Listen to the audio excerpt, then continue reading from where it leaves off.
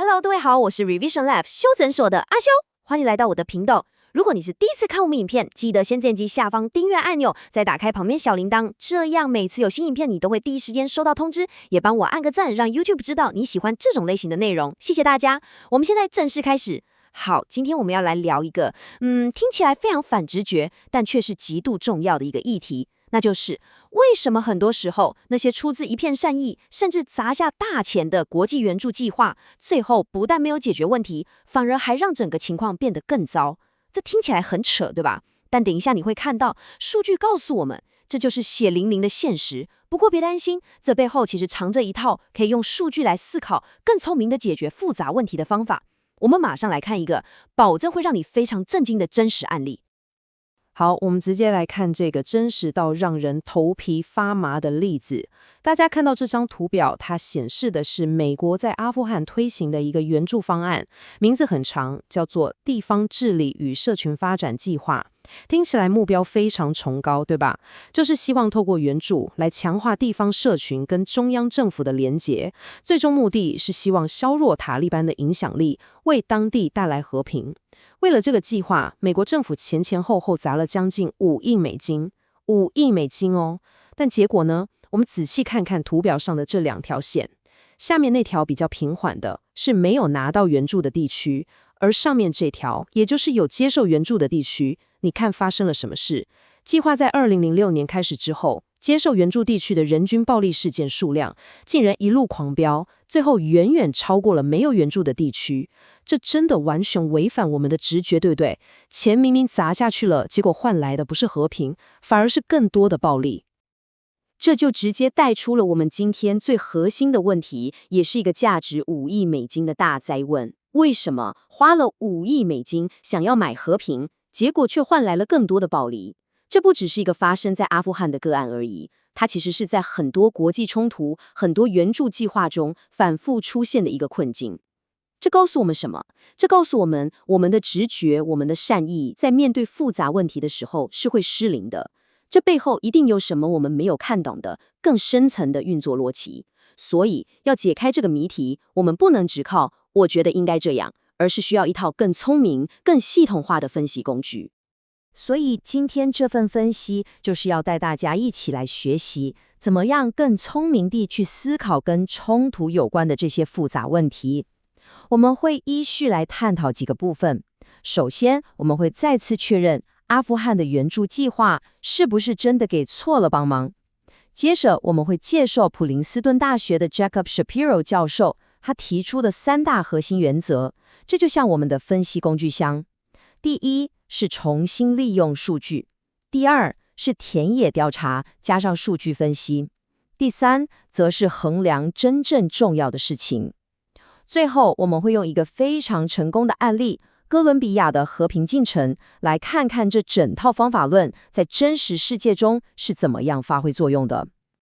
好，所以我们第一个问题就很清楚了。传统那种缺什么就给什么，给钱给资源就能解决问题的思维模式，很明显它有很大的盲点。这也迫使我们必须要去寻找一种新的方法，一种能够穿透事情的表象，看到问题真正本质的方法。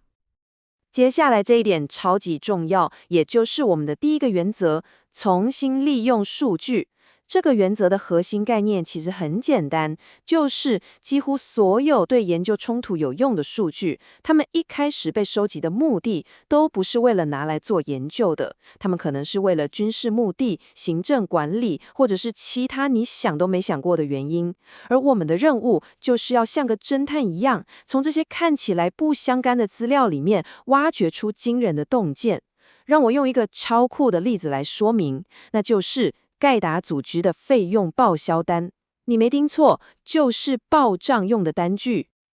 故事要从美军建立的一个代号叫做和谐的资料库说起。这个资料库它最原始的目的非常单纯，也非常肃杀，就是锁定目标，用来追踪打击恐怖分子。所以里面存放了大量美军在各种突袭行动中缴获的盖达组织内部文件，像是信件啦、作战计划啦，还有一大堆的费用报销单。一开始军方根本没把这些报销单当一回事，但后来有一群非常聪明的分析师，他们看着这些资料，突然冒出一个超级大胆的想法：诶，如果我们不要把盖达组织当成一个神秘强大的恐怖集团，而是把它当成一家问题很多的跨国公司来分析，我们会发现什么？于是他们就真的开始从这些费用报销单、内部抱怨信件中去寻找这个组织运作的蛛丝马迹。重点来了，他们真的在里面发现了一大堆超级有趣的职场抱怨。你看看这段话是来自伊拉克拉马迪地区的一个盖达指挥官，他几乎是在崩溃的边缘，写信跟他的高层抱怨说：老大，每次你们这些高层领导被干掉一个，我们下面收到的指令和规则就全部都不一样。我们到底可不可以有一套白纸黑字的标准作业流程啊？就是 SOP 啦。这听起来是不是超像一个快被老板搞疯的小职员在发牢骚？但你仔细想想，对一个需要高度保密的地下组织来说，把 SOP 写下来，然后到处分发，这根本是在制造一个超级巨大的安全漏洞，等着被敌人网打尽啊！这就完全暴露出他们内部管理有多么混乱。我们再来看看这是盖达组织的2号人物扎瓦席里。他据说是一个控制狂，什么都要管的微观管理者。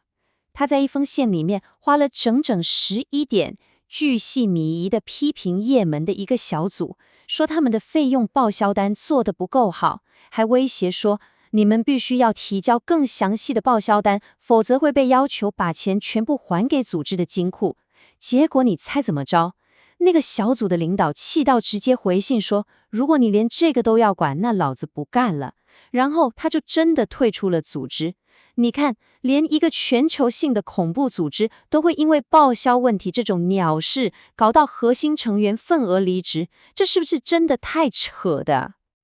还有更好笑的，这是盖达的军事领导，他写信给另一个指挥官抱怨说，你居然在你们训练营的帐篷里面装冷气，这笔钱根本就没有被批准呢，而且我们其他人也都没有冷气可以用啊，这真的太荒谬了吧，对吧？你很难想象一个被视为心腹大患的全球性恐怖组织，他们的军事最高领导人竟然要花时间写信去骂他的下属，你怎么可以偷装冷气？这完全就是我们平常在办公室会发生的那种鸟事啊。所以我们简单整理一下刚刚的内容，透过重新利用数据这个方法，我们得到的结论是什么？左边是我们一般人的想象，一群神通广大、运筹帷幄，像电影反派一样的犯罪首脑。但右边，数据驱动的现实告诉我们，他们其实更像是一群拿着枪的，而且非常龟毛的办公室经理。这真的不是在开玩笑，这个洞见至关重要。因为当你真正了解他们的弱点，他们也一样官僚，一样会内斗，一样会为了预算和报销烦恼，你就能够制定出更有效、更聪明的反制策略。与其用飞弹去炸他们，不如想办法让他们的报销流程变得更复杂，让他们内部为了谁可以装冷气这种事吵个没完，从内部去瓦解他们。这就是我们第一个原则的强大之处。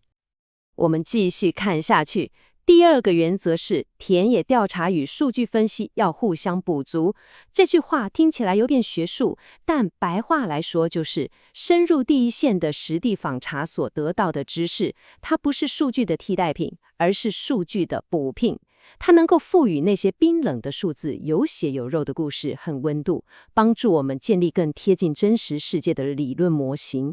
接下来我要讲一个发生在菲律宾的故事，这是一个关于一位父亲他所面临的一个不可能的选择。请你想象一下这个场景，在菲律宾南部的一个小村庄，夜深人静，一位父亲被他家屋后小巷传来的沙沙声给吵醒了。他心里有数，这很可能是叛乱分子正在埋设 IED， 也就是土制炸弹，准备要攻击隔天早上会经过的政府巡逻队。在这个瞬间，他陷入了天人交战，这可能是他这一生中最困难的决定。他到底该怎么办？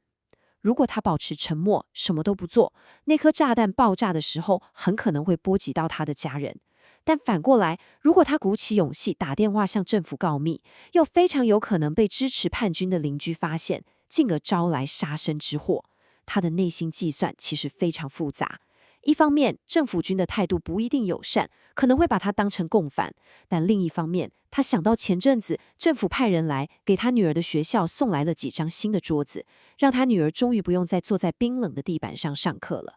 这一点点的好处虽然微小，但在他心中是有分量的。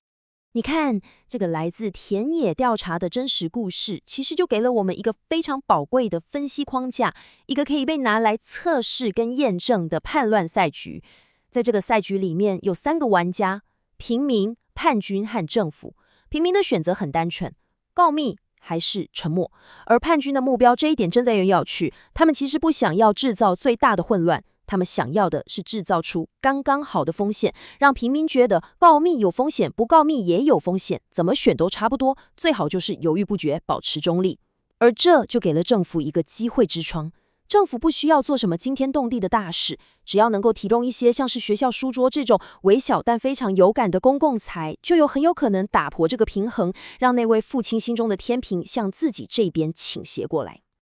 那这个从故事来的理论到底对不对呢？数据会说话。这张图表它完美的验证了我们从那位菲律宾父亲的故事中得到的洞见。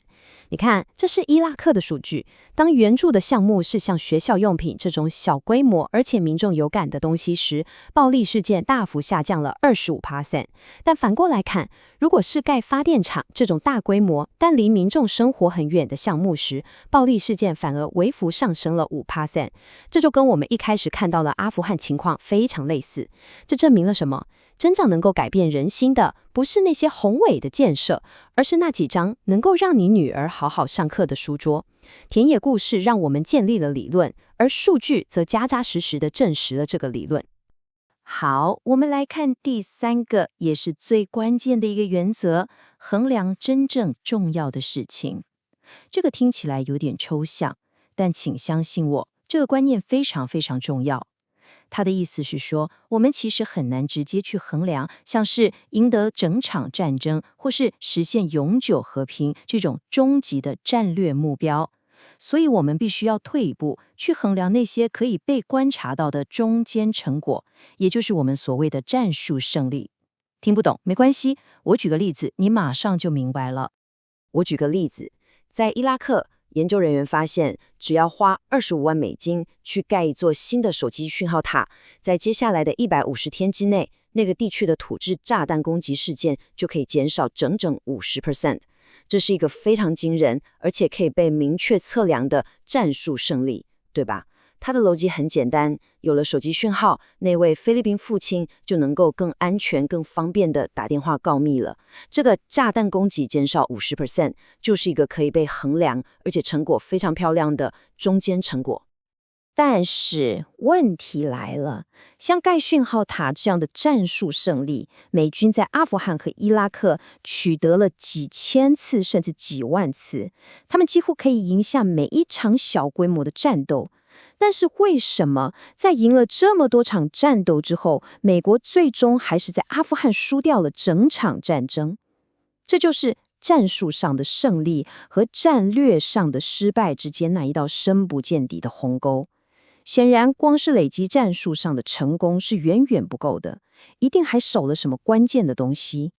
为了说明到底少了什么，我们现在来看一个成功的案例——哥伦比亚的和平进程。这个案例可以说是完美的展示了怎么样把无数个零散的战术胜利给串联起来，最终达成一个整体的战略成功。这也是我们今天分析的最高潮。